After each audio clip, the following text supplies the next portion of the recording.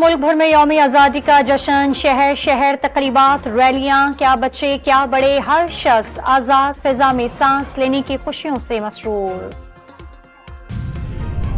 वज़ीर-ए-आज़म ने जल्द बिजली की कीमतों में कमी की खुशखबरी सुना दी। चंद दिन में कौम से खिताब में मुआशी प्रोग्राम भी पेश करने का ऐलान।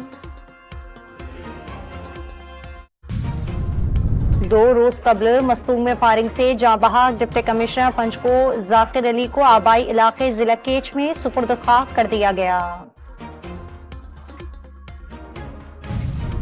इस्लामाबाद में गैर मुल्की खातून से ज्यादती केस में एक शख्स गिरफ्तार। मुलजिम तमीजुद्दीन से मुतासरा खातून को जहनी मरीजा करार दे दिया। और कराची में आज शाम और रात के दौरान बादल बरसने का इम्कान। 17 से 19 अगस्त के दरमियान मूसलाधार बारिश मुतवक्के है।